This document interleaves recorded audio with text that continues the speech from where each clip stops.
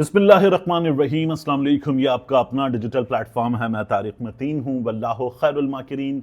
अल्लाह सबसे बेहतर तदबीर फरमाने वाला है, वही बचाएगा मेरे देश को बलाओं से। जो बारिश में शजर से घोंसला गिरने नहीं देता, क्योंकि उसकी तदबीर तमाम तदाबीर की इमाम है। देखें, शाहिद आफरीदी पैम्पर वाली बात और इस्टेब्लिशमेंट वाली बात ये थोड़ा सा आगे जाकर करेंगे, लेकिन सबसे पहले तीन नाम: उमर नियाजी साहब, बैरिस्टर उमर नियाजी, बैरिस्टर अली जफर और डॉक्टर बाबर आवान साहब। इन तीन के हवाले से नाम लिया जा रहा है कि ये तीनों, मेरी एक साहब से बात हुई, बात मेरी दो लोगों से हुई और मैंने कोशिश की कि मैं उमर नियाजी साहब से भी और बाबर आवान साहब से भी रब्ता करूं, रब्ता नहीं हो सका। मेरी कॉल अनआंसर्ड गई।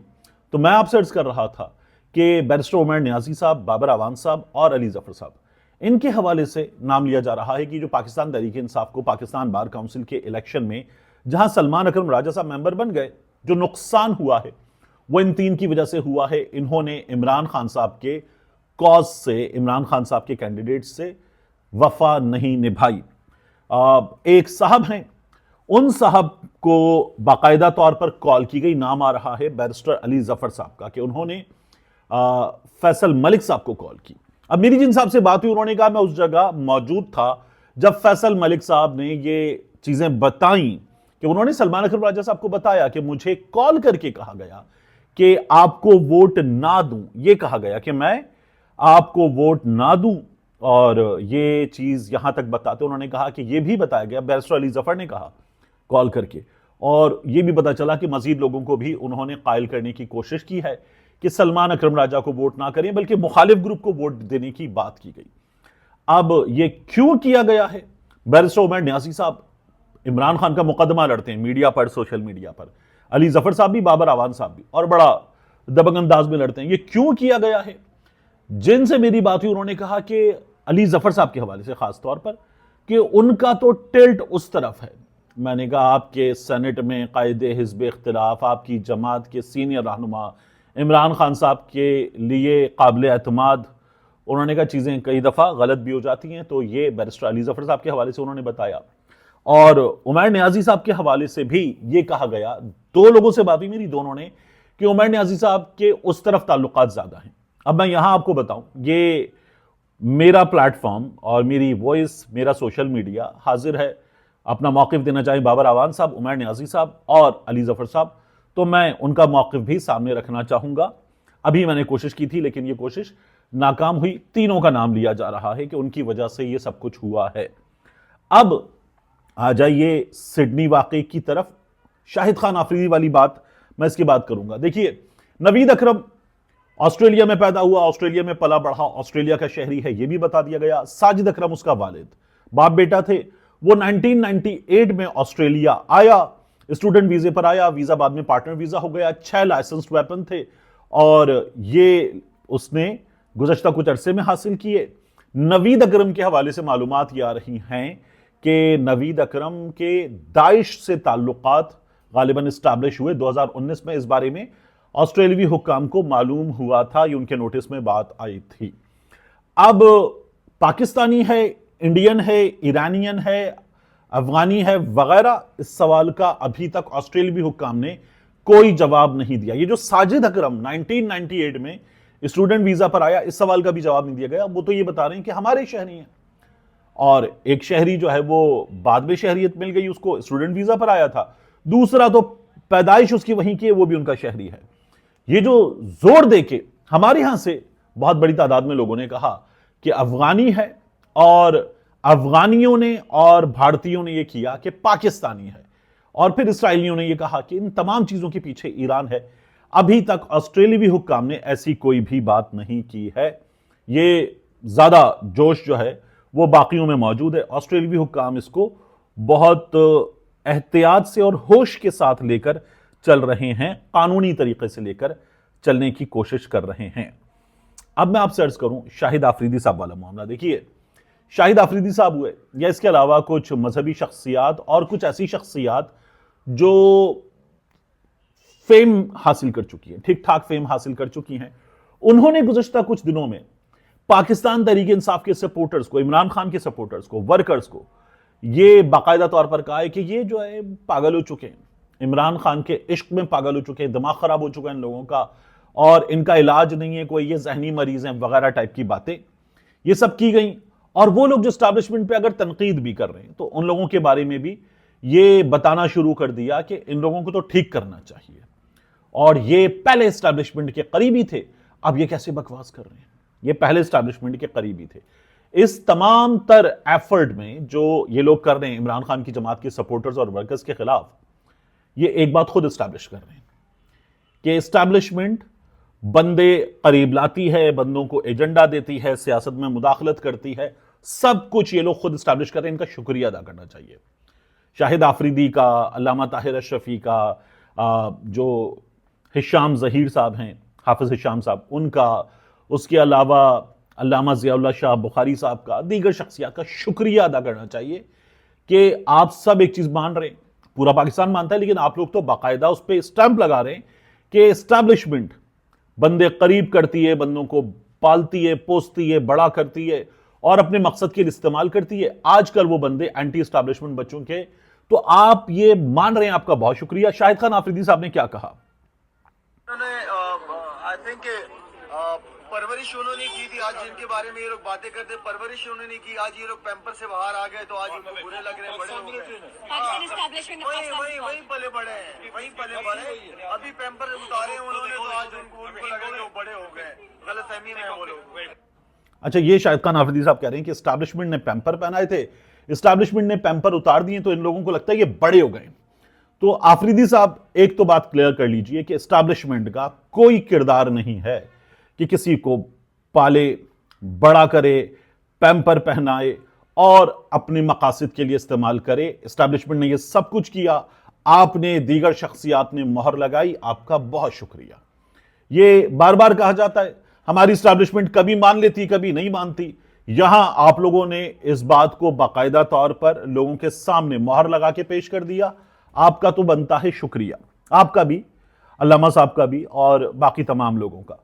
तो एक गलत है, अल्लामा साहब कह रहे थे कि इस्तिस्ना गैर शरई है, ये जो ताहयात इस्तिस्ना है ये गैर शरई है, लेकिन पाकिस्तान के आईन और कानून के मुताबिक है, और हम तो ऐसे करेंगे, सवाल वो करे, सवाल ये करे। बात ये अल्लामा साहब कि आप हैं हाफिज अल्लामा ताहिर अशरफी साहब, आप पाकिस्तान के उलमा की एक काउंसिल है उसके सरबराह हैं, आपके पीछे बहुत बड़ी तादाद में, आपके अपने दावे के मुताबिक 30 लाख तलबा है, तो आप जिस चीज को गैर शरई कह रहे हैं आप उसका दिफा नहीं कर सकते। बाकी आप किसी शख्सियत का, किसी इदारे का या जिसका भी दिफा करना चाहें, आपका हक है, आप ये दिफा कीजिए।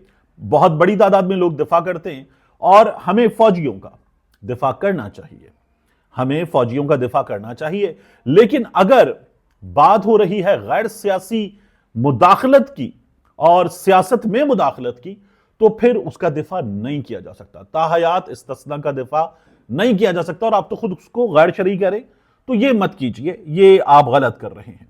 अब बात हो जाए जरा तारिक जहांगीरी साहब की। तारिक जहांगीरी साहब खुद पेश हुए जस्टिस डोगर की अदालत में, वहां उन्होंने कहा कि 34 साल पुराना केस है, मेरी डिग्री पे अगर कोई इदारा लिख देगा कि जनाब डिग्री जाली, तो मैं क्या करूं। आप जाइए किसी भी सरकारी दफ्तर में पाकिस्तान में, कराची में, लाहौर में, किसी शहर में, और जाके देखिए कि इन सरकारी दफ्तरों में कमरे मौजूद हैं, जमीन से छत तक फाइलों के अंबार हैं, पेपर्स के अंबार हैं, बोसीदा हो चुके, पीले हो चुके, ब्राउन हो चुके, साइड्स गल चुकी, भरे हुए हैं। उस वक्त की चीजों को हमारे अक्सर व बेशतर सरकारी दफातर ने कंप्यूटराइज्ड भी नहीं किया। उनको वो कंप्यूटराइज्ड कर लें और उस पेपर की जरूरत ना रहे, तमाम चीजें महफूज हो जाएं, ये अक्सर व बेशतर दफातर में नहीं हुआ। 34 साल पुरानी डिग्री उस डिग्री पे लिख दें जाली है। 34 साल पहले अगर किसी शख्स की मुलाजमत का पहला साल भी था ना, तो वो भी फारिग हो चुका होगा, नौकरी से जा चुका होगा। तो तारिक महमूद जहांगीरी साहब वाले दिनों के लोग जामिया कराची में ये निकल चुके होंगे दफातर से। अब आप कह रहे हैं कि जनाब जाएं, लेकर आएं। अगर उस वक्त का रिकॉर्ड कंप्यूटराइज नहीं हुआ तो क्या करें वो बेचारे। आप इंटर बोर्ड के दफातर में, मैट्रिक बोर्ड के दफातर में जाइए, हर जगह देखिए किस तरह से कागज जो है वो, जब बारिश होती है, कीड़ा आता है, सब होता है, तो वो खत्म हो जाता है और वो रिकॉर्ड खत्म। लेकिन अब ये कहा जा रहा है जनाब आपकी डिग्री जाली है। तारिक महमूद जहांगीरी साहब ने कसम खाई, उन्होंने कहा वकील करने की भी मोहलत दीजिए, मेरी डिग्री असली है, और डोगर साहब आप ये केस नहीं सुन सकते, आपके खिलाफ तो मैं अदालत गया हूं कि आप चीफ जस्टिस ही नहीं बन सकते, तो आप ना सुने। उन्होंने ये मुस्तरद कर दी चीज। फिर उसके बाद उन्होंने कहा कि जी मैं केस सुनूंगा, बिल्कुल ठीक है, और ये यहां नहीं सुना जा सकता, ये भी उन्होंने मुस्तरद कर दिया। और उन्होंने कहा जी यहीं सुना जाएगा। कोवारंटो जो है वो कोई शख्स सरकारी ओहदा छोड़े, उसके सिलसिले में जो केस होता है कि आप तो अहल ही नहीं कि आप इस ओहदे पर रह सकें, वो दरखास्त होती है, लेकिन जजेस के मामले में सुप्रीम जुडिशियल काउंसिल मौजूद है, वहां सुनाया जाए ये भी नहीं हो रहा, और ये केस चल रहा है। तो तारिक महमूद जहांगीरी साहब को 3 दिन दे दिए गए हैं कि वो अपना केस साबित कर सकें। मैंने बाकायदा आपको बताया था, मेरे चैनल पर साथी इसाक साहब का इंटरव्यू पड़ा हुआ है, आप जाके देख सकते हैं। उनका स्टूडेंट होना, एग्जाम देना, तमाम चीजें उसमें उनके सीनियर मान रहे हैं, लेकिन हमारा निजाम नहीं मान रहा। याद रखिएगा, तारिक महमूद जहांगीरी साहब भी और दीगर जज साहिबान भी इस्लामाबाद हाईकोर्ट के, उनके बारे में हमें कई रिपोर्टर्स ने जो इस्लामाबाद हाईकोर्ट को कवर करते हैं, ये बताया हुआ है कि दिसंबर खत्म हो जाए उससे पहले पहले 5 जज साहिबान को इस्लामाबाद हाईकोर्ट से निकालना है। तारिक महमूद जहांगीरी साहब का तो मामला बिल्कुल ही खत्म होना है, लेकिन 5 जज साहिबान को निकालना है। मियां दाऊद एडवोकेट साहब तो ये कह रहे हैं कि जनाब रोजाना की बुनियाद पर समाअत की जाए और ये मामला चले। अब देखते हैं क्या बनता है, लेकिन ये जो केस जिस तरह से चल रहा है और जिस तरह से सपोर्ट हासिल है इस वक्त हमारी इस अदालत को, कि जहां पर 26वीं तरमीम हो चुकी, 27वीं तरमीम हो चुकी, चीजें जिस तरह से हुई हैं और जिस तरह से जजेस लाए गए हैं, कोर्ट पैकिंग का जो नाम इस्तेमाल होता है, तो फिर अब चीजें बहुत मुश्किल है कि इस तरफ जाएं कि तारिक महमूद जहांगीर साहब बचें, लेकिन यह हमें होता हुआ नजर आ रहा है। इसके बाद इमरान खान साहब की बहनें कल फिर जाएंगी अडियाला जेल, जमात के लोग जाएंगे अडियाला जेल। क्या होगा कल वाटर कैनन के यूज के बाद, देखने की चीज है। मैं आपके सामने रखूं कि मिर्जा आफरीदी साहब अस्पताल के बिस्तर पर पहुंच गए। ये आप देख रहे हैं मिर्जा आफरीदी साहब को, ये अस्पताल के बिस्तर पे मौजूद हैं और उन्होंने एक पैगाम दिया अस्पताल के बिस्तर से। वो क्या कह रहे हैं इमरान खान साहब की बहनों के हवाले से, कारकुनों के वहां पहुंचने के हवाले से, और उनसे खुद इस वक्त एक आम बंदा क्या कह रहा है, जरा सुनिए।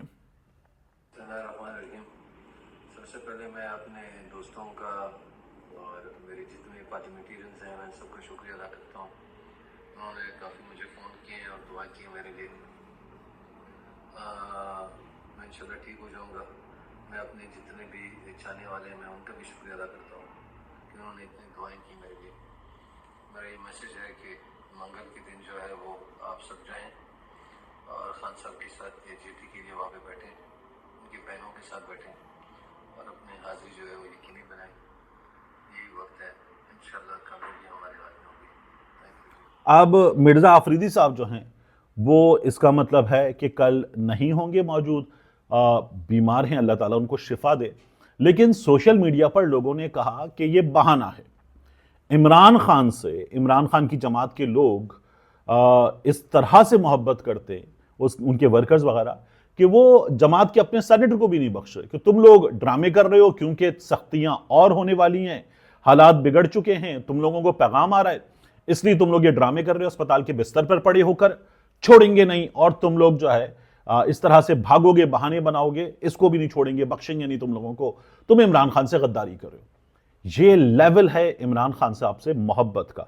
इसीलिए तो आप देखिए कि हिशाम जहीर साहब हों, बाकी तमाम लोग हों, वो तमाम के तमाम क्या कह रहे हैं, ये पीटीआई वाले जो हैं ये जहनी मरीज हैं, ये खप्त में मुब्तला हैं, इमरान खान की मोहब्बत इस तरह से हो चुकी है और इन लोगों का इलाज ये है, इन लोगों को जेलों में डालो, इन पे सख्तियां करो, इनके साथ जो हो रहा है ठीक हो रहा है।